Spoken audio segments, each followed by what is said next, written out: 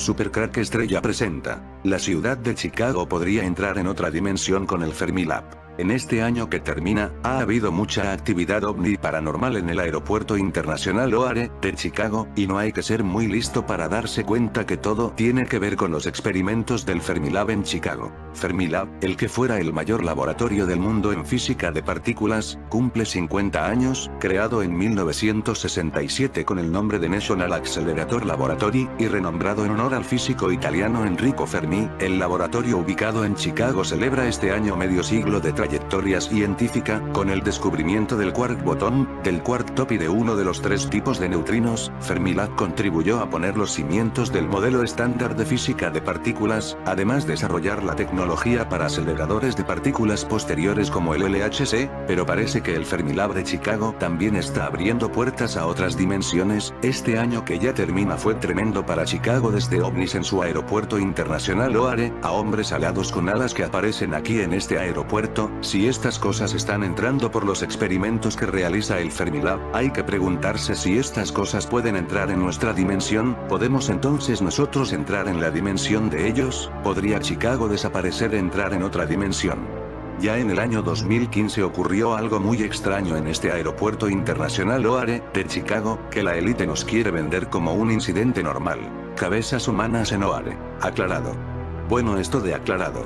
Ya veremos de que no es así. La nota de prensa dice así: las autoridades en el Aeropuerto Internacional O'Hare de Chicago detuvieron un cargamento de 18 cabezas humanas enviadas desde Roma, con destino a los Estados Unidos, en donde iban a ser utilizadas para investigación anatómica. Las cabezas fueron descubiertas esta semana en el Aeropuerto Internacional O'Hare y son especímenes médicos legítimos enviados a los Estados Unidos. Desde el exterior, dijeron las autoridades. María Paleólogo, portavoz de la oficina del médico forense del condado de Cook, dijo que las cabezas estaban conservadas adecuadamente, envueltas y etiquetadas como muestras humanas, y no hay ninguna indicación de juego sucio. Los contenedores estaban siendo almacenados en el depósito de cadáveres del condado de Cook hasta que las autoridades decidan qué hacer con el envío. Paleólogos dice que las muestras fueron congeladas en envases sellados y enviados desde un centro legítimo en Roma una semana antes de Navidad. Un portavoz del Departamento de Seguridad Nacional dijo al diario Chicago Sun-Times que no es raro recibir este tipo de envíos, y es legal, siempre y cuando esté incluida la documentación apropiada. Nota. Inicialmente se reportó que eran 17 cabezas, pero más tarde se aclaró que se trata de 18. ¿Qué quieren decir con un centro legítimo en Roma? ¿Por qué no dicen qué centro legítimo es? ¿Y por qué estaba en Roma? Una de las cosas que tienen los vídeos de conspiración como mi canal es que nos hacemos preguntas, no nos conformamos con las notas de prensa, por esta razón somos tan odiados por las élites.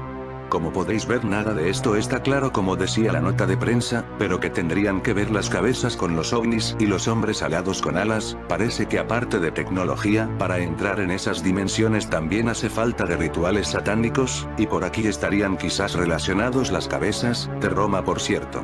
Fermilab comenzó sus operaciones en junio de 1967 en Batavia, a 50 kilómetros de Chicago, Illinois. Su primer acelerador de partículas fue el Main Ring, capaz de acelerar partículas a la energía de 2 gigaelectronvoltios, GeV, en 1972, algo nunca visto hasta entonces. El Main Ring fue la primera piedra del que sería el buque insignia de Fermilab, su acelerador de Tevatron, que fue capaz de alcanzar el siguiente nivel de energía, la región del teraelectronvoltio, TeV, en 1987, dando nombre precisamente a la nueva máquina. El Gran Colisionador de Hadrones, LHC, del CERN colisiona actualmente haces de partículas a 13 TeV de energía. Científicos del Fermi National Laboratory de Illinois han lanzado recientemente un experimento en el que buscan saber cómo almacena información el universo, para poder determinar si vivimos en un holograma o un escenario insospechado de nuestra cruda realidad. Pudieran estar por descubrir científicos de Illinois, en Estados Unidos.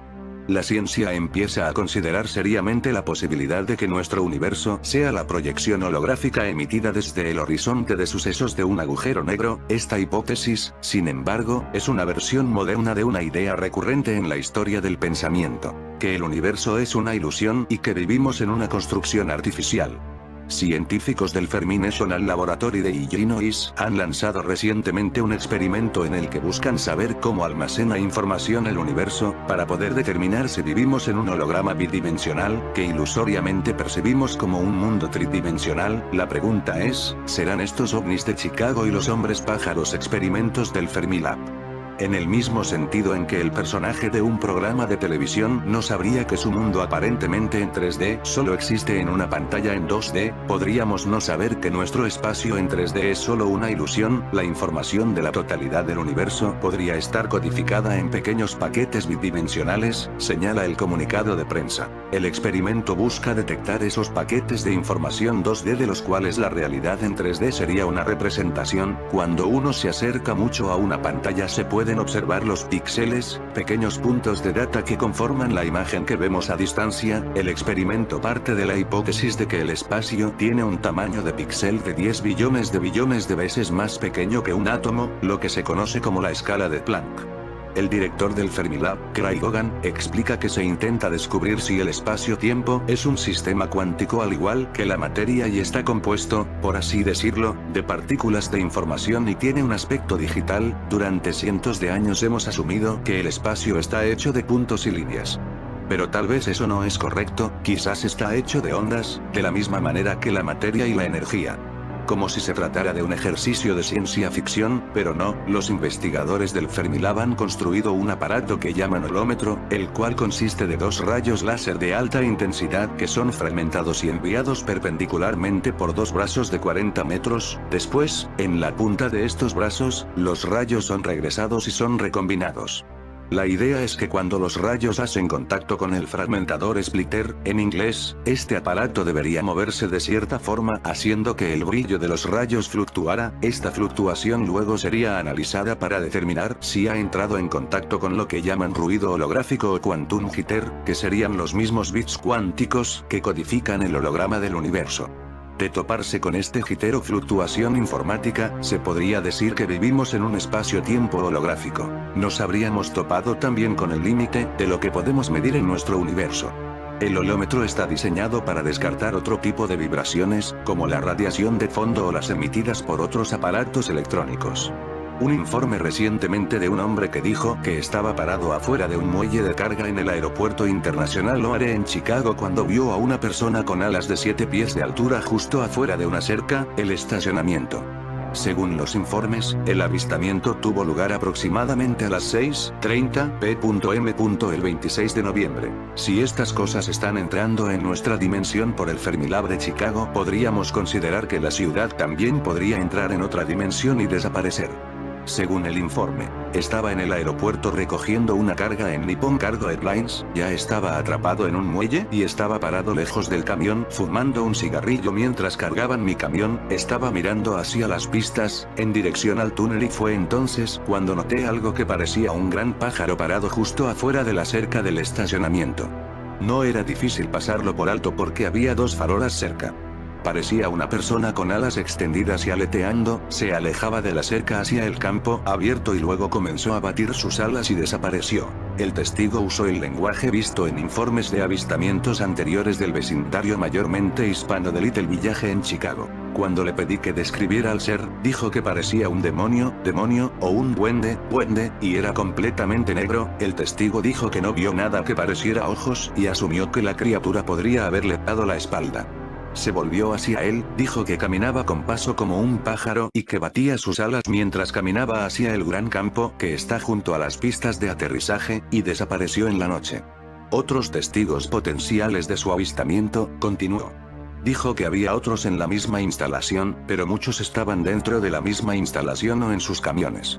Cuando se le preguntó si había visto algo similar antes, el testigo dijo que lo había hecho antes. Cuando era un adolescente en México, el testigo declaró que vio una criatura sólida de alas negras que rodeaba un campo abierto en el que él y otros niños jugaban al fútbol. Dijo que rodeó el campo y emitió un fuerte chirrido antes de volar hacia el bosque circundante.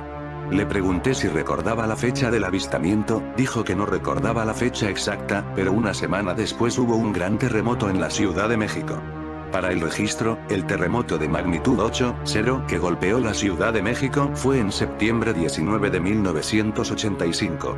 El testigo parecía sincero, aunque tenía miedo de haber visto algo demoníaco y malvado. Es mi opinión que el testigo está diciendo la verdad.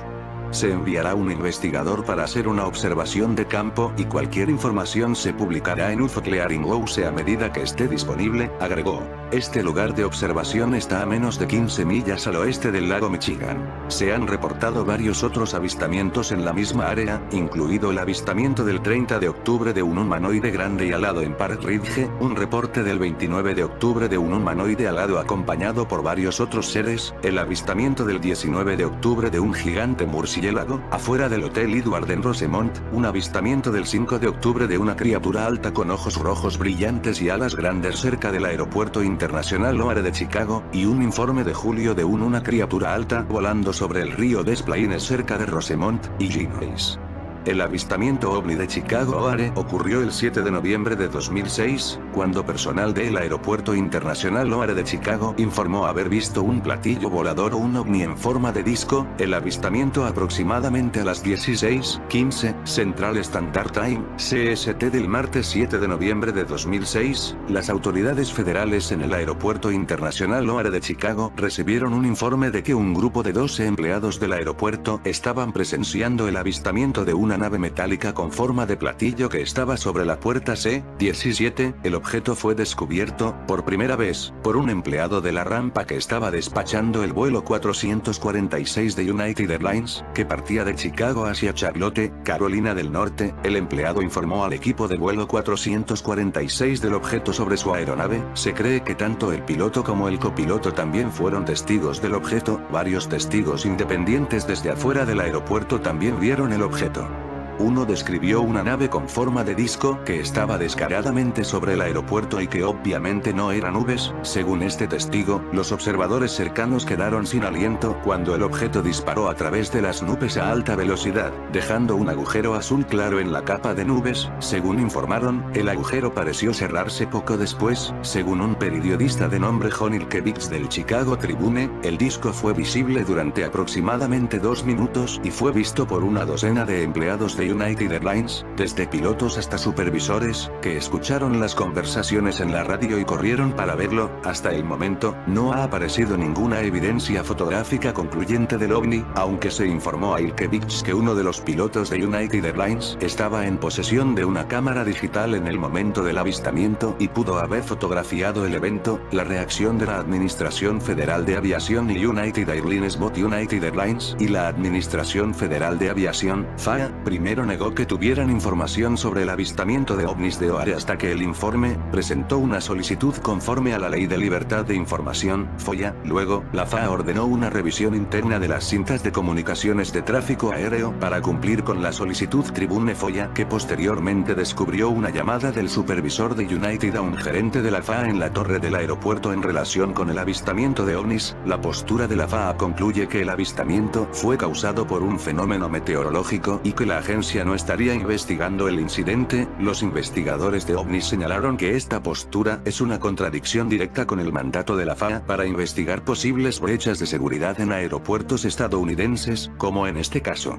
Un objeto atestiguado por numerosos empleados del aeropuerto y reportado oficialmente por al menos uno de ellos, flotando a simple vista, sobre uno de los aeropuertos más transitados del mundo. Muchos testigos entrevistados por el Tribune aparentemente estaban molestos por el hecho de que los funcionarios federales se negaron a seguir investigando el asunto. En fin, amigos de Supercrack Estrella, si el video te gustó, pulgar arriba. Supercrack Estrella presenta. El CERN está abriendo dimensiones pruebas. Hemos hablado mucho en mi canal de las cosas extrañas que ocurren en el CERN de Suiza. Hemos podido ver durante años que en Suiza están apareciendo muchos ovnis, y muchos como yo, Supercrack Estrella, pensamos que hay una relación directa entre los experimentos del CERN y la presencia de estos ovnis. Creo que el CERN está abriendo puertas por donde entran estos ovnis de otra dimensión. Pero todo se está ocultando. No hace mucho se pudo ver un ovni sobrevolando un centro comercial de Ginebra que está a unos pocos kilómetros del CERN.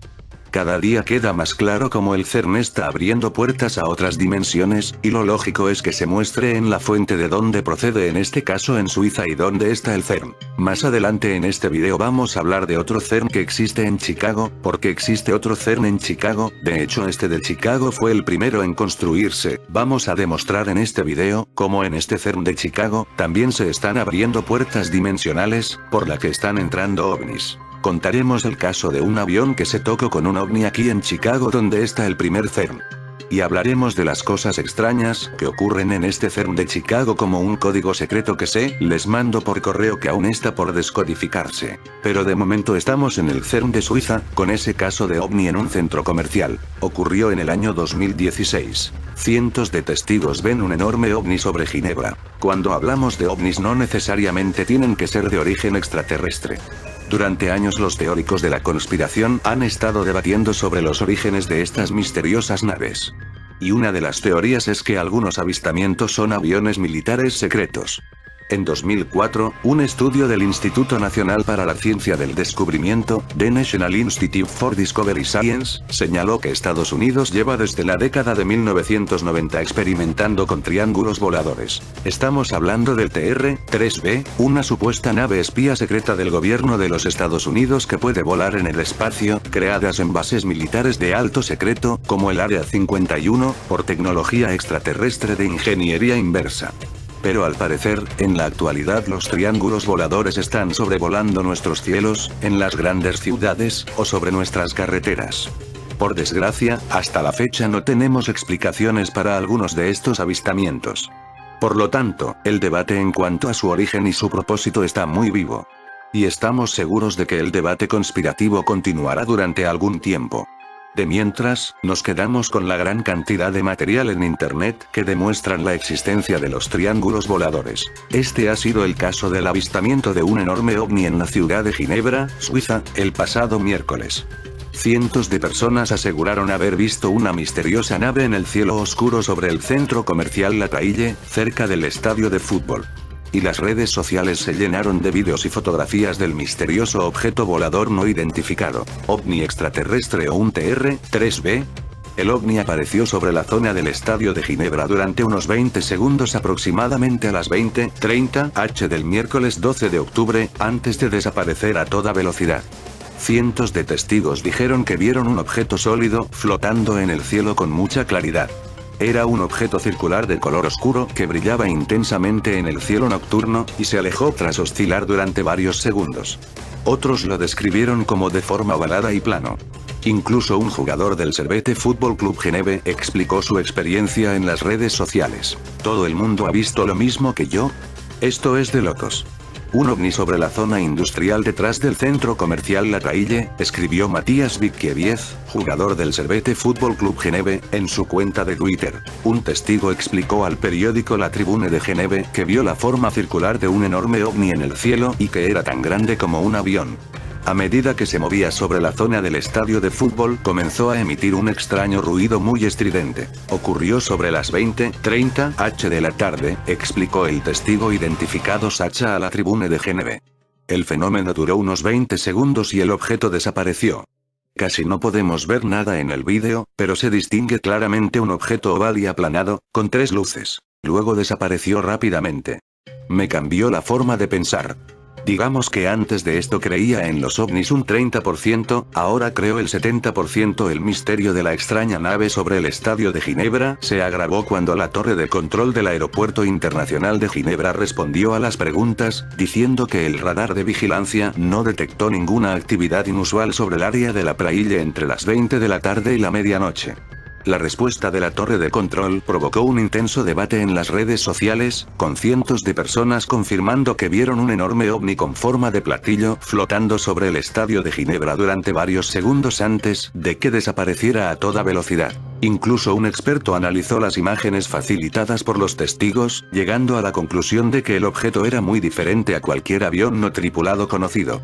Según Fabio Chironi, un experto en fotografía aérea, el misterioso objeto era simplemente demasiado grande para que fuera un avión no tripulado. Por lo general los aviones no tripulados tienen las luces debajo de los brazos y no a los extremos, dijo Chironi a La Tribune de Geneve. Por otra parte, los colores son diferentes para poder distinguir la parte delantera de la parte posterior.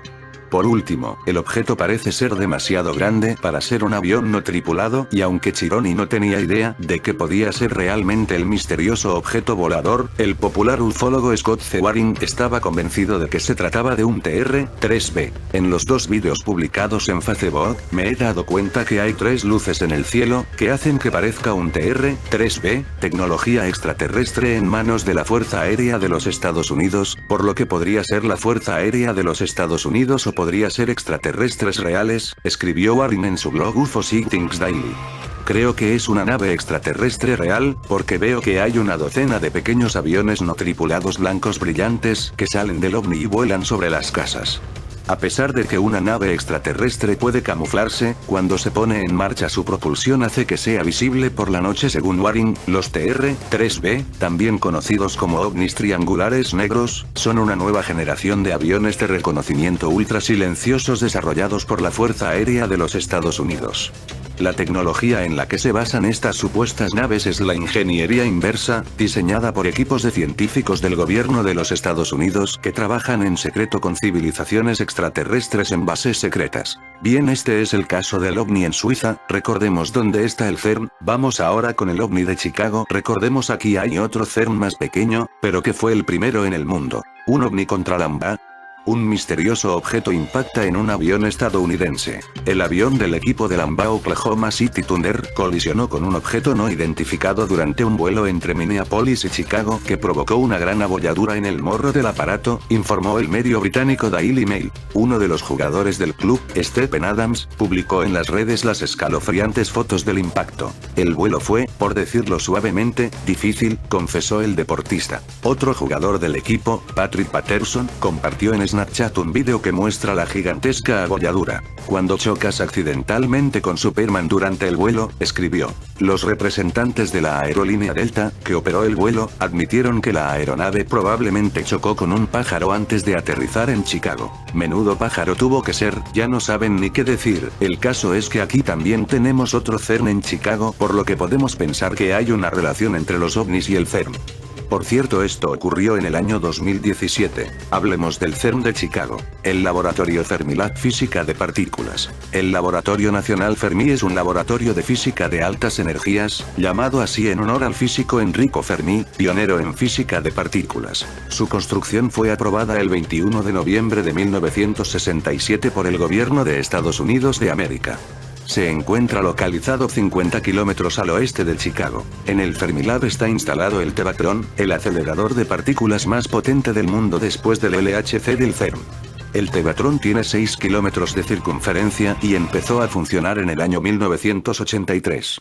Sus 1000 imanes superconductores son enfriados con helio líquido a temperaturas cercanas al absoluto. El sistema de refrigeración fue en su momento el más grande de la historia. En el año 2008 ocurrió algo muy misterioso en el CERN de Chicago, descifrando el extraño código secreto recibido en el Fermilab. Esta historia comenzó hace tiempo como un código secreto recibido por correo postal en el laboratorio Fermilab. La curiosidad llevó a quienes lo recibieron a publicarlo en la web, donde cientos de personas se pusieron a trabajar en descifrarlo. Con el tiempo surgieron diversos puntos de vista sobre su origen, caminos e ideas para encontrar parte de la solución, algunas realmente ingeniosas. Es interesante ver cómo fueron evolucionando. En el Chicago Tribune publicaron al cabo del tiempo un resumen. Decoders Take a Crack at Letters in Top Fermilab, donde se puede ver el texto que se llegó a descifrar y su significado. El código del centro, arriba en la imagen, todavía sigue siendo un misterio y está por descifrar. No se sabe si es una broma o qué, como bien podría ser. El mensaje contiene capas y capas de información, unas ocultas dentro de otras. En definitiva, todo un reto interesante tanto para amantes de los puzzles como de la criptografía. En el Chicago Tribune publicaron al cabo del tiempo un resumen. Decoders Take a Crack at Letters in Top Fermilab, donde se puede ver el texto que se llegó a descifrar y su significado. El código del centro, arriba en la imagen, todavía sigue siendo un misterio y está por descifrar. No se sabe si es una broma o qué, como bien podría ser. El mensaje contiene capas y capas de información, unas ocultas dentro de otras. En definitiva, todo un reto interesante tanto para amantes de los puzzles como de la criptografía. Pero si es una broma, ¿por qué le prestaron tanta atención a esto? Dentro había una sola hoja marcada con una pluma con una extraña serie de marcas de almohadillas, números y símbolos que parecen extraterrestres. Nadie en el laboratorio podría dar sentido a la carta. ¿Fue una broma? ¿Una amenaza? ¿Una pista sobre alguna nueva teoría exótica? Cientos de personas de todo el mundo respondieron y varios de ellos descifraron rápidamente parte del mensaje oculto, descubriendo para su sorpresa que nombraba a un físico jubilado de 86 años de la Universidad de Princeton, que diseñó algunas de las primeras herramientas experimentales de Fermilab. Pero una sección del cifrado continúa resistiendo cualquier solución, y nadie conoce la identidad del remitente, aunque muchos sospechan que el autor era un experto en el laboratorio. Las claves del misterio han desbaratado los códigos en un juguete que abarca los primeros días de Fermi en la década de 1960, la jerga críptica de la programación informática y la física de alta energía, y el poder del crowdsourcing o desencadenar un problema en la inteligencia colectiva de una comunidad de Internet. Realmente es una mentalidad de búsqueda del tesoro, dijo uno de los rompedores de códigos, Geoff Milburn, un ingeniero de la Agencia Espacial Canadiense con sede cerca de Montreal. Fermi siempre ha sido un faro para los científicos aficionados y cualquier persona ansiosa por emitir una extraña teoría o una proclamación desconcertante, por lo que la llegada de una carta no solicitada el 5 de marzo de 2007 no fue inusual. Recibimos un par de estos por semana, desde niños curiosos hasta alguien que escribe sobre los últimos avances en su prueba de que Einstein estaba equivocado, dijo Jackson. El 15 de mayo, el grupo de Jackson lanzó la carta en un blog de física que habían lanzado recientemente, bajo el encabezado, Código de Crackers quería. En un día, la publicación del blog atrajo a 30,000 visitantes, muchos de ellos atraídos por un enlace del sitio de noticias tecnológicas Slashdot, que se describió a sí mismo como Noticias para Nerds. Al principio los tecnófilos parecían perplejos. Las propuestas para una solución se filtraron, algunas serias, otras extravagantes. Un par de usuarios de Slashdot sugirieron que las marcas eran una especie de notación musical. Otro teorizó que era una prueba de la Agencia de Seguridad Nacional para ver cómo las personas resuelven códigos complejos. Un meneo opinó en falso horror. Es un libro de cocina. Pero varios decodificadores aficionados se concentraron en una solución el 16 de mayo, el día posterior a la publicación original. Notaron que las marcas de almohadilla en la parte superior del mensaje se presentaban en distintos grupos de entre 1 y 3 marcas, que aparecían como 1, 2 o 3. Eso sugirió que el código era matemático, pensaron muchos analistas.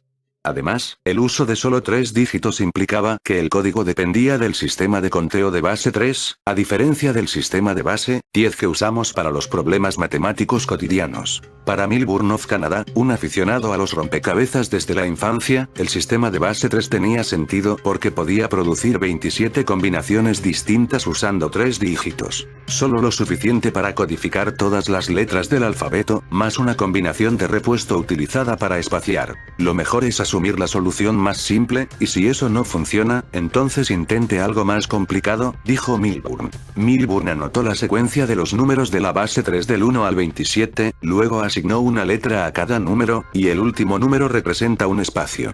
Pero ese intento produjo solo un galimatías cuando lo conectó al código de Fermilab. Así que lo intentó de nuevo con un ligero cambio, asignando el espacio en blanco al primer número en lugar del último. Esa técnica de codificación produjo lo siguiente. Frank Schoenmaker llamaría a este ruido. El grupo inferior de marcas de almohadilla utilizaba un código de base 3 ligeramente diferente, que los descifradores de código rompían utilizando una técnica similar. Decía, número de empleado base 16. Por extraño que haya sido el código en sí, el mensaje decodificado parecía igual de inescrutable.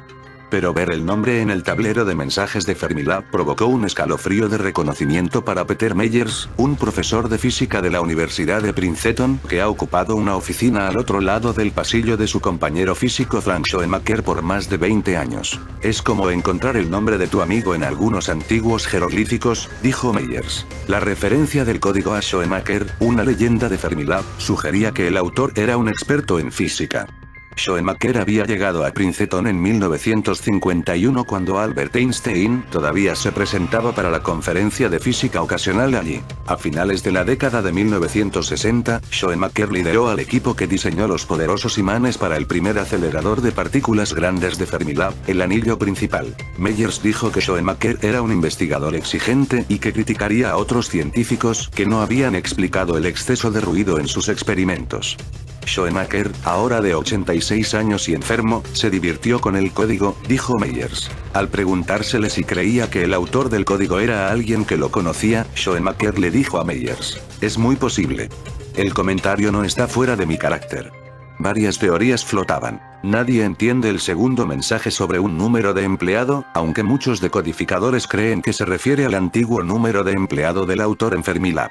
La mayoría piensa que base 16 fue un error tipográfico y el autor quiso escribir base 16, refiriéndose a la técnica matemática necesaria para decodificar el número de empleado. La clave puede residir en la sección central de aspecto extraterrestre del código, que sigue siendo tan desconcertante como siempre. Algunos decodificadores piensan que las soluciones encontradas hasta ahora son solo una estratagema, ocultando un mensaje más profundo. El trabajo sobre el enigma comparte muchas cualidades con la investigación de la física genuina, dijeron los expertos. Primero viene una corazonada, luego el refinamiento de las ideas, y finalmente la respuesta se hace visible.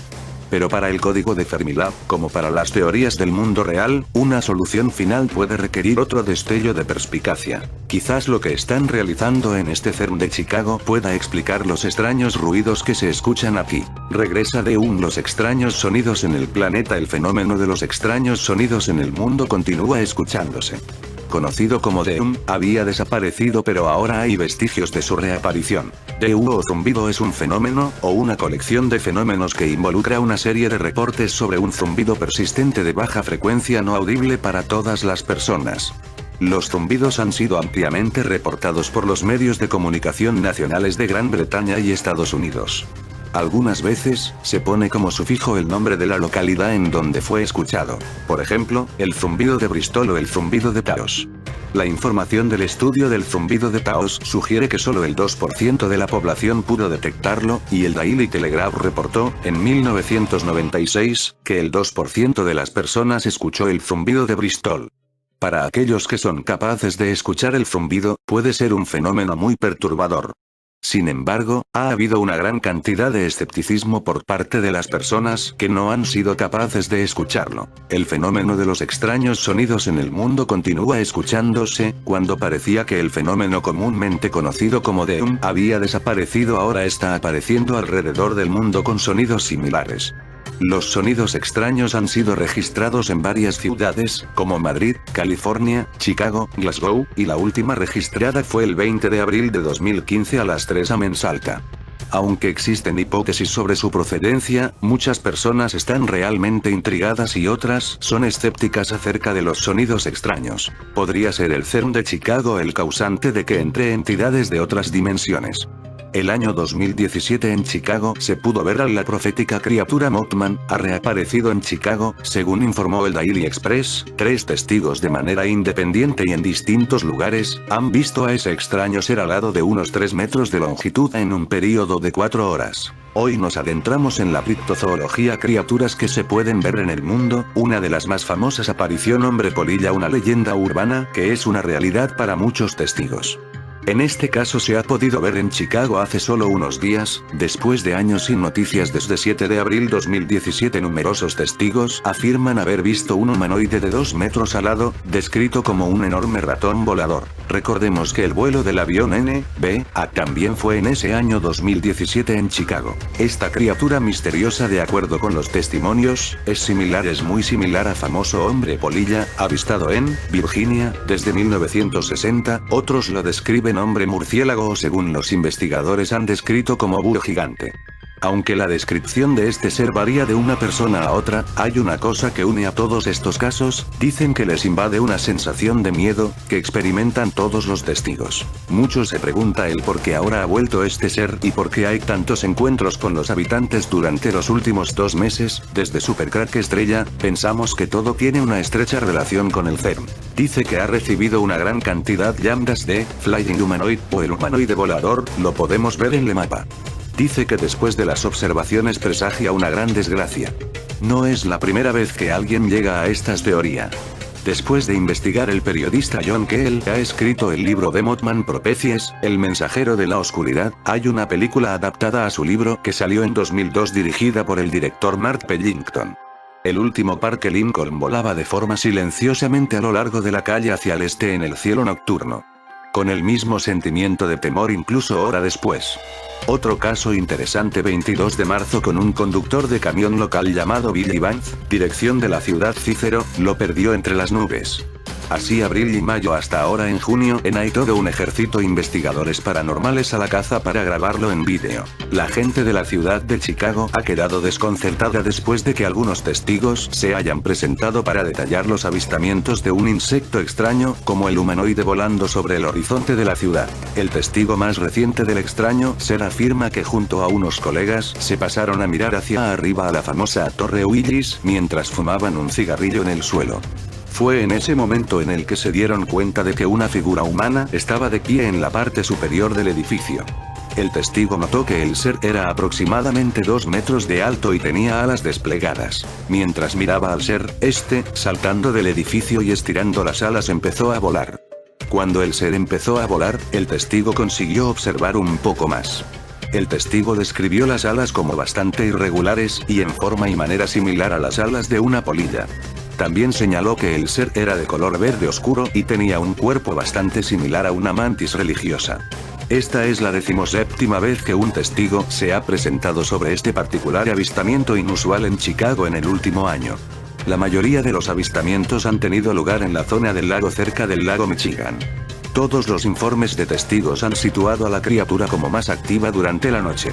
Los testigos de este informe en particular han descrito al ser como una criatura grande, como un pájaro o un murciélago con características humanoides. Este informe es el primero en mencionar la apariencia de insecto de la criatura. Sin embargo, es probable que este testigo más reciente fuera capaz de obtener una mejor visión del ser que los testigos anteriores, ya que estaba en una zona urbana fuertemente construida cuando vio a la criatura y por lo tanto tenía más luz para observar. En Supercrack Estrella muestro un mapa de dónde está el CERN en Chicago y dónde se pudo ver la famosa aparición hombre polilla de Chicago. En fin amigos, si el video te gustó, pulgar arriba.